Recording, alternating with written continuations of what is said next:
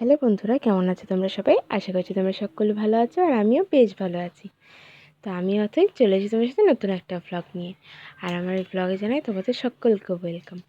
আসি নতুন আরেকটা ভ্লগ তোমাদের ভালো লাগবে। তো তোমরা যে যেখানে আছো তোমাদেরকে সাথে নিয়ে আমি ভ্লগটা শুরু করছি। আর হ্যাঁ, কেউ ভিডিওটা স্কিপ করো না, ভিডিওটা পুরোটা দেখার অনুরোধ রইল তোমাদের কাছে। তো দেখো, আজকে শুক্রবার, ঘড়ির কাঁটার সময় এখন ঠিক 7:30। আজকে ঘুম থেকে উঠতে আমাদের সকলের একটু দেরি হয়ে গেছে। আসলে কালকে তো তোমাদের সাথে কোনো ভ্লগ আমি শেয়ার করতেই পারিনি, সেটা তো তোমরা দেখেছো। তার কারণ একটাই, কালকে আমরা সব বাড়িঘর ঘরের সব কিছু জিনিসপত্র বের করে সব কিছু পরিষ্কার করেছি। শরীরটা এতটাই ক্লান্ত ছিল, কালকে রাত্রেবেলা যখন শুয়েছি তখন প্রায় 1টা কি 1:30 বাজে। সব কিছু গুছিয়ে গাছিয়ে পরিষ্কার করে, তাও অনেক কাজ আজকে ডিউ হয়ে গেছে, সেগুলো আজকে করবো। দেখো, আমার শাশুড়ি মা কিন্তু সকাল সকাল ওই দিক থেকে ঠাকুর ঘরটা পরিষ্কার করছে, এই দিক থেকে আমি আমার ঘরটা পরিষ্কার করছিলাম। আজকে অনেক সকাল সকাল সব কাজ শেষ হয়ে গেছে, ওই জন্য এদিকের কাজটাও কিন্তু একটু তাড়াতাড়ি করে নিচ্ছিলাম। কারণ এদিকের কাজটা করে এবার রান্নাঘরের দিকে যাব। আজকে একটু চাটা খেয়ে তারপরে রান্নাঘরে যাব। শুক্রবার তো বেশি ব্যস্ত নেই। ব্যস্ত আছে বলতে আবার যাবো ছেলেটার আজকে চুল কাটাতে, যেহেতু পুজো চলে আসলো আর ও তো বাচ্চা মানুষ, ওর তো চুল কাটাতে অনেকটা সময় লাগবে। তো যাই হোক, আজকে যাবো চুল কাটাতে। দেখো, কথা বলতে বলতে কিন্তু বিছনাটা গুছিয়ে নিয়েছি সুন্দর করে। বিছনাটা ঝেড়ে বালিশগুলো জায়গায় রেখে ঘরটাও কিন্তু সুন্দরভাবে একটু ঝাড় দিয়ে নিলাম। হ্যাঁ, তোমাদের সাথে কালকে যে ভিডিওটা শেয়ার করতে পারিনি, তোমাদের কাছে সবার কাছে ক্ষমা চেয়ে নিচ্ছি। সবাই একটু সাপোর্ট করো, পাশে থেকো। যাই হোক, তারপর আমার শাশুড়ি মা চা নিয়ে চলে এসেছিলো। চা খেতে খেতে একটা বড় দুর্ঘটনা ঘটে যাচ্ছিলো, চলো তোমাদের সাথে একটু শেয়ার করি। শাশুড়ি মা রুটি আর চা এনেছিল আমরা একসাথে খাবো বলে। এর মধ্যে বাবান এসে, আমি সবে 4 কাপ রুটিটা ডুবিয়েছি, এর মধ্যে বাবান এসে না এক ধাক্কা মেরে দেয়, চাটা পুরো আমার নাইটির ওপরে পড়ে যায়। যাই হোক, আমার তেমন কোনো ক্ষতি হয়নি, বাট হতে পারতো। ওর কিছু হয়নি, এটাই অনেক বড় ব্যাপার। তো তারপর নাইটি ছেড়ে চলে এসেছিলাম সোজা রান্নাঘরে। আর রান্নাঘরে এসে আগে রান্নাটা বসিয়ে দিয়েছি। আজকে অনেকদিন ধরে ফ্রিজে পটল ছিল, তো পটল দিয়ে আলু দিয়ে পেঁয়াজ দিয়ে ভাজা করবো আর সকালে রুটি করব। এই হচ্ছে আজকে সকালের খাবার। আজকে আর ভাত করিনি। তো যাই হোক, আমি প্রথমে আলু আর পেঁয়াজটা ভেজে নিয়েছিলাম, এবার পটলটা ভাজছি। বাবানের সুজিটা হয়ে গেছে। তো তারপর আগে বাসনগুলো একটু তুলে নিচ্ছিলাম। আজকে বাসনগুলো টেবিলের উপরে ছিল, নাহলে এতক্ষণ তোলা হয়ে যেত। আসলে টুকটাক কাজ করছিলাম, তার বাইরের দিকে অতটা খেয়াল করিনি। পরে মনে পড়ছে যে বাসনটা তো তোলা হয়নি। যাই হোক, তারপরে বাসনটা আমি কিন্তু তুলে নিচ্ছিলাম সুন্দর করে। যে জিনিসটা যে জায়গায়, আসলে এই বাসন মাজাটা যদি সকালবেলা না করতাম, এত কাজ যে পড়ে থাকতো বলার মতো না।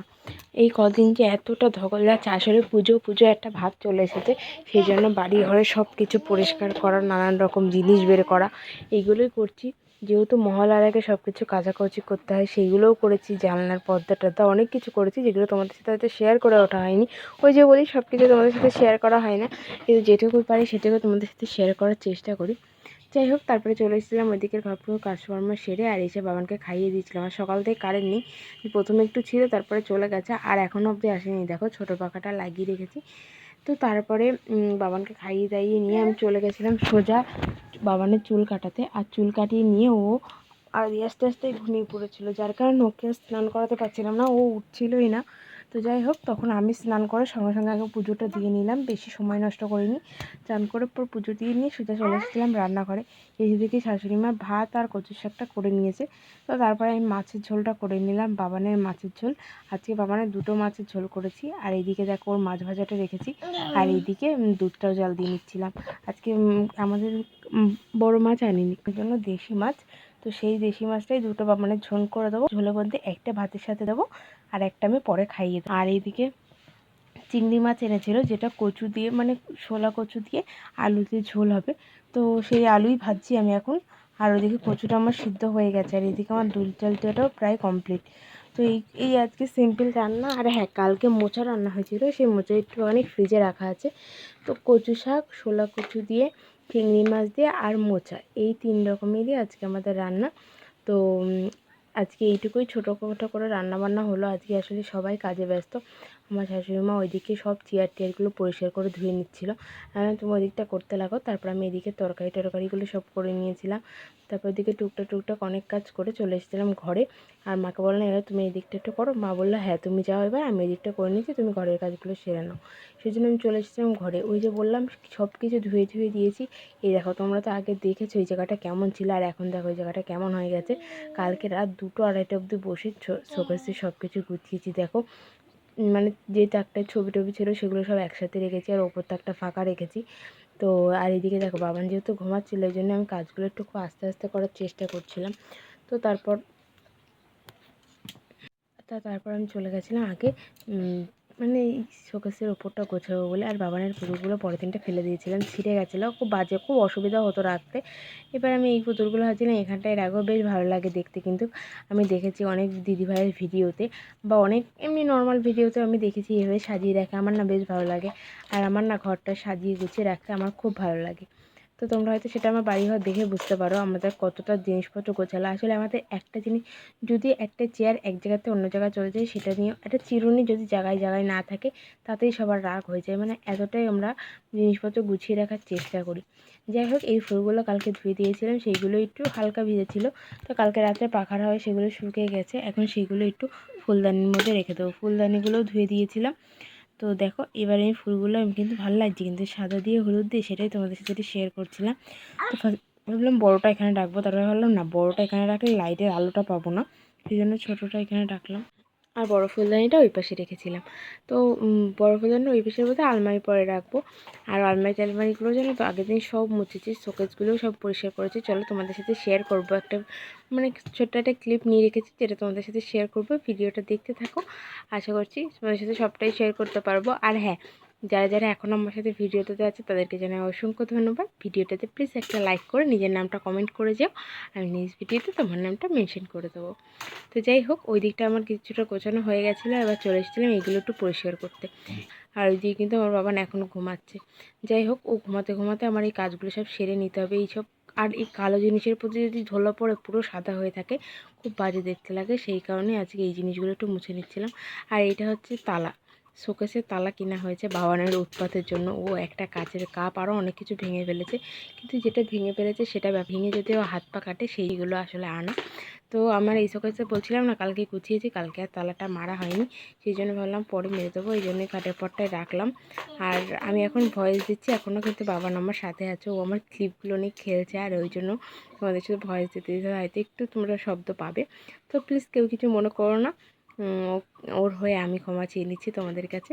যাই হোক, তারপর দেখো আমি এই দিকটা কিন্তু পরিষ্কার করে নিয়েছিলাম। এবার ফ্রিজের ওপরের কভারটাও কিন্তু কেচে দিয়েছি, শুধু উপরেরটা মানে একটা কাপড় মতো পেতে রেখেছিলাম। আর এই চার্জারের কর্ড প্রত্যেক দিন আমার গোছাতে গোছাতে আমি পাগল হয়ে যাই। আমি একদিক গোছাই আর ও আর একদিকে এলো। সবাই যদি একটু সুন্দর করে জিনিসগুলো গুছিয়ে রাখতো তাহলে হয়তো অনেক কাজই কষ্টে কম হতো। যাই হোক, তারপর দেখো ফ্রিজের কভারটা কেচে দিয়েছিলাম, সেইটাই একটুখানি সুন্দর করে ফ্রিজের ওপর পেতে নিচ্ছি। ফ্রিজের কভারটা না উল্টো সাইড দিয়ে আমি পাচ্ছি, কারণ এই পাশটা না একটু ছিঁড়ের মতো গেছে, আর এখন মানে আসছেও না। বাড়ির পরে একটা দাদা আসে, সে দাদাটা আসছে না, যার কারণে নিতে পারছি না। তো বাজারে ভাবছিলাম যাবো আজকে, গিয়ে কিনে নিয়ে আসবো, কিন্তু দেখি কতদূর কী হয়। যাই হোক, এইভাবেই কিন্তু আমি ফ্রিজটা কিন্তু সুন্দর করে দেখো পর্দাটা টানিয়ে নিচ্ছিলাম। আর ফ্রিজের না ওপরেও না বেশ নোংরা পড়েছিল, ফ্রিজটা ওই জন্য একটুখানি মুছে নেব। তো তারপরে সেট টিফিনগুলো দিয়ে এগুলো মেরে দিচ্ছিলাম, আর শাশুড়ি মা দেখছিলাম কাজ করছিলো। তার মাকে বলছিল, মা আবার আমাকে বলছে বৌমা তোমার হয়েছে? তাই বললাম না। তো আমি একটু করতে লাগো, আমি আসছি। তো তারপর দেখো ফ্রিজের উপর টুকুরগুলোও কিন্তু আমি একটু সুন্দর করে মুছে নিচ্ছিলাম। আর হ্যাঁ, তোমাদের সাথে একটা কথা শেয়ারই করা হয়নি। আজকে যখন বাবানের চুল কাটতে গেছিলাম, ওর কান্না দেখলে তোমরা পাগল হয়ে যাবে। ও যে চুল কাটতে দিয়েছে এটাই যে কত, সেটা আর বলে বোঝাতে পারবো না। ও প্রথমবার যখন আমি ওকে টাক করেছিলাম, একটা মেমোরিজ তোমাদের সাথে শেয়ার করি চলো। ফার্স্ট যখন আমি ওকে টাক করেছিলাম, মানে যেটা আতুরে চুল বলে না, সেই আতুরে চুলটা যখন ফেলেছিলাম, আমাদের পাড়ায় প্রায় অর্ধেক লোক আমাদের বাড়ি চলে এসেছিলো যে কেন এত কাঁদছে, কী হয়েছে। পরে সবাই এসে জানতে পারে যে এই চুল কাটার কারণেই ও কাঁদছিল। যাই হোক, চুল কাটতে গেলে ওই যে ট্রিমার মেশিনটা, ওইটা যে ও এতটা ভয় পায় সেটা আর বলার মতো না। যাই হোক, একটু মেমোরি তোমাদের সাথে শেয়ার করলাম। তো দেখো, কথা বলতে বলতে কিন্তু আমার ওই শোকেসটা মোছা হয়ে গেছে, এদিকে আলমারিটাও মোছা হয়ে গেছে। আর আমার বাবা দেখেছে এখনও ঘুমাচ্ছে, আর আমি এদিকে কিন্তু সুন্দর করে ঘর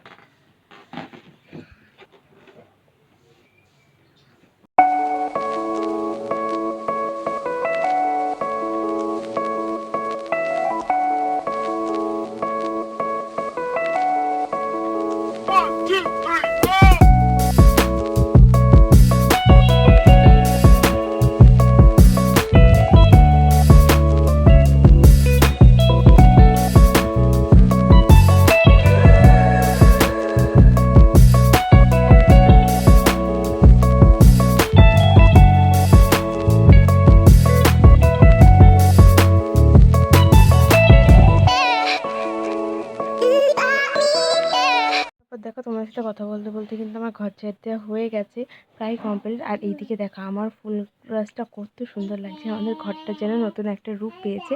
তো পুরোটাই তোমাদের সাথে শেয়ার করলাম যে কী কী গুছিয়েছি। এইদিকের এই শোকেস টোকেসগুলো গুছিয়েছি, ওইদিকে আমার সাজা গোছার ওই শোকেসটা গুছিয়েছি। তো এইগুলোই করেছিলাম কালকে রাত্রে বসে, সেগুলোই তোমাদের সাথে একটু শেয়ার করে দিলাম। আর হ্যাঁ, তারপর আমার বাবান উঠে গেছিলো, ওকে একটু খাইয়ে দাইয়ে নিয়েছিলাম। আর এইদিকে দেখো ওর চুল কাটারটা তোমাদের সাথে একটু শেয়ার করলাম। ওকে চুল কেটে কেমন লাগছে অবশ্যই কিন্তু কমেন্ট বক্সে কমেন্ট করে জানিও। তো চলো আজকের মতো ভিডিওটা এখানেই এন্ড করছি। ভিডিওটা কেমন লাগলো সেটা কিন্তু কমেন্ট বক্সে কমেন্ট করে জানিও। যদি ভালো লেগে থাকে অবশ্যই like comment share and subscribe করে দেওয়া। যে সকল বন্ধুরা এখনও সাবস্ক্রাইব করোনি আমার চ্যানেল নতুন, প্লিজ চ্যানেলটাকে সাবস্ক্রাইব করে পাশের বেল বাটনটা প্রেস করে দিয়ে আমার বন্ধু হয়ে যেও। তো ভালো থেকো, টাটা।